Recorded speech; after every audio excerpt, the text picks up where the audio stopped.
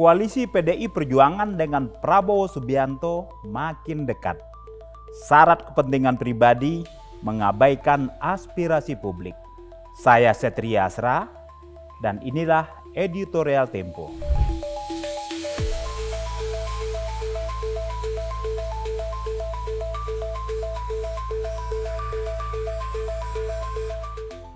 Rencana Partai Demokrasi Indonesia Perjuangan bergabung dengan koalisi pemerintah Prabowo Subianto adalah mimpi buruk bagi politik Indonesia.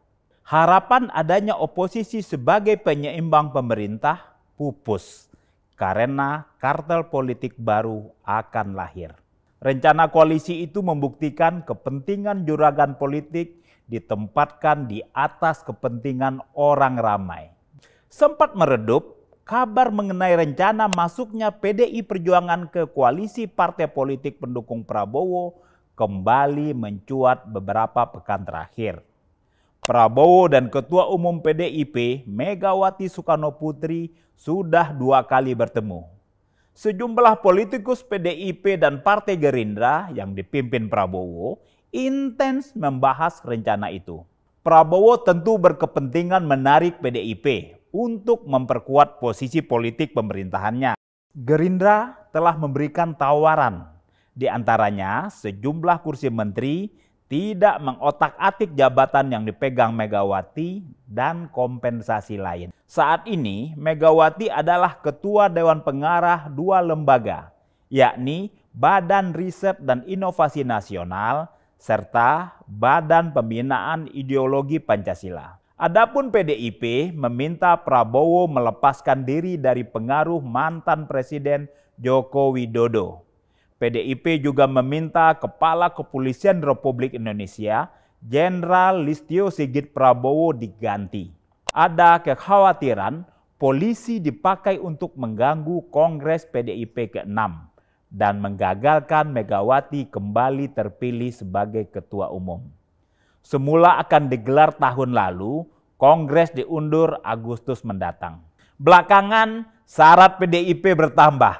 Di antaranya vonis ringan kepada Sekretaris Jenderal PDIP Hasto Kristianto. Saat ini Hasto menjadi terdakwa suap kepada mantan Komisioner Komisi Pemilihan Umum Wahyu Setiawan dan perintangan penyidikan kasus itu.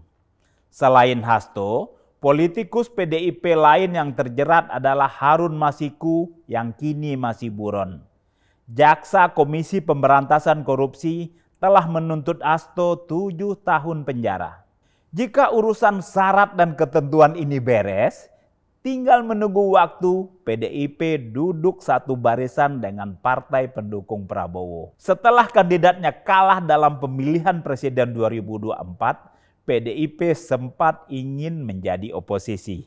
Namun 10 tahun menjadi penguasa, mereka gerah berada di luar pemerintahan. Analisis lain menyebutkan, tanpa masuk pemerintahan PDIP akan kehilangan kesempatan mengumpulkan logistik.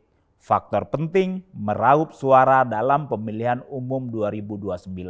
Pragmatisme politik ini membuyarkan angan-angan publik tentang pemerintahan yang berpihak kepada orang banyak.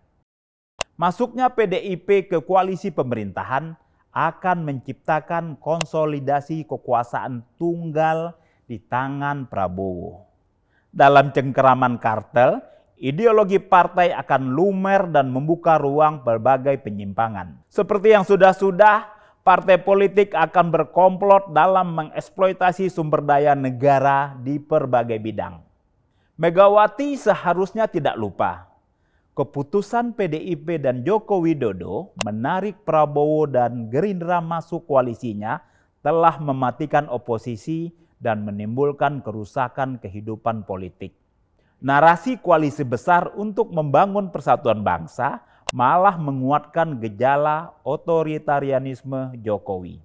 Dengan kekuasaan mutlak tanpa kontrol, Jokowi leluasa membuat kebijakan yang mengabaikan kepentingan masyarakat. Bersama DPR, ia melemahkan KPK. dan memaksakan pembentukan Undang-Undang Cipta Kerja tanpa mendengarkan suara publik. Jokowi juga membangun proyek mercusuar demi ambisi pribadi yang meninggalkan persoalan ekonomi besar yang harus ditanggung rakyat. Masyarakat hendaknya tak terjebak pada romantisme sempit. Masuknya PDIP ke koalisi Prabowo akan mengusir Jokowi dan keluarganya dari panggung politik. Kemarahan kepada Jokowi tersebab akrobat hukum menjadikan Gibran Rakabuming Raka wakil Prabowo pada pemilu 2024 hendaknya tak membuat orang banyak menerima terbentuknya kartel politik Prabowo Megawati. Tak ada jaminan pula pengaruh Jokowi dalam pemerintahan Prabowo susut setelah PDIP bergabung. Ketimbang memaksa kawan keluar dari gerbong agar ada tempat untuk kawan yang lain, ia cenderung memperbesar gerbong agar semua kawan terangkut. Sampai di sini, politik jadi sekedar permainan para elit. Partai dalam pengertian ideologi dan gagasan sudah lama dilupakan. Adapun publik, masuk comberan. Simak editorial dan liputan selengkapnya hanya di tempo.co.